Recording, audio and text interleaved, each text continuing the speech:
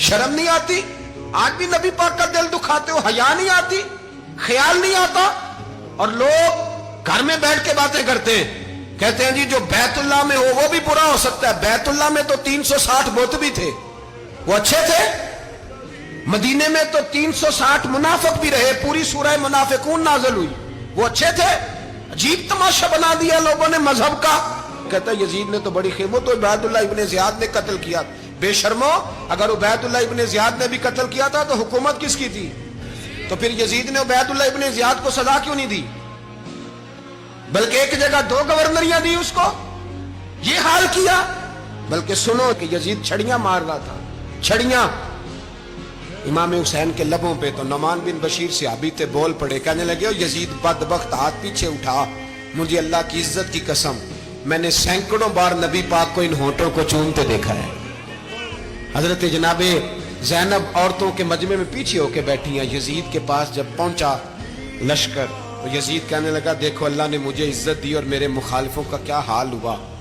तो बीबी ज़ैनब बोल पड़ी, इतने सदमे सहे पर आवाज तवाना है, जानदार है, जानदार। हमारा किसी बंदे से जायदाद का रट्टा नहीं, हम तो चाहते हैं उम्मत इकट्ठी हो जाए, लेकिन जो बंदा नबी पाक की माँ को दोज़खी कहे, हुजूर के बाप को जहन्नमी कहे, यजीद को अमीरुल मोमिनीन कहे, उसके साथ इत्तफाक़े राय कर लिया जाए, ये मजहब हमारी समझ में नहीं आता, बिल्कुल नहीं आता, कतई नहीं हमारी समझ में आता। कैसे इत्तेहाद कर लिया जाए?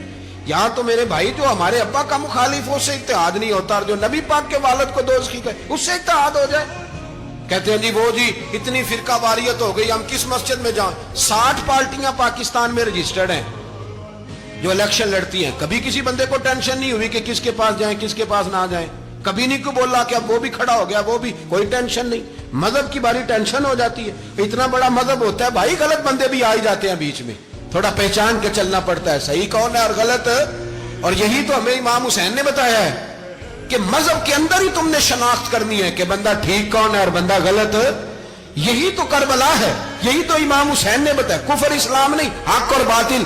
तो समझिएगा, हजरत सैयदा ज़ैनब ने जब सुना ना कि ये कह रहा है कि मुझे अल्लाह ने इज्जत दी, तो जनाब ज़ैनब बोली, नुमान बिन बशीर कहते हैं बीबी बोली, इतने सदमे हैं, पर जनाब ज़ैनब बोली अल्लाहु अकबर, इस अंदाज में बोली कि पहले कुरान मजीद की आयत पढ़ी, कहने लगी वतुइज़्ज़ु मन तशा वतुज़िल्लु मन तशा बियदिकल खैर इन्नका अला कुल्लि शैइन कदीर। और फिर कहने लगी यजीद तू बकता है, कहता है कि तू इज्जत वाला हो गया, ये तेरी हुकूमत है, 4 दिन गुजरने दे, तुझ पे कोई लानत भी नहीं बरसाएगा, और मेरे भाई का कयामत तक मिंबरों में और खुतबों में जिक्र हुआ करेगा, वक्त गुजरने दे।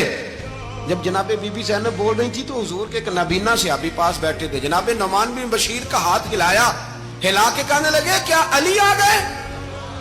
तो अली की आवाज लगती है, जिब्रील अमी बोल रहे हों जैसे, हिकमत के गोहर रोल रहे हों जैसे, दरबार दमिश्क में बीबी ज़ैनब का खिताब, मिंबर पे अली बोल रहे हों जैसे।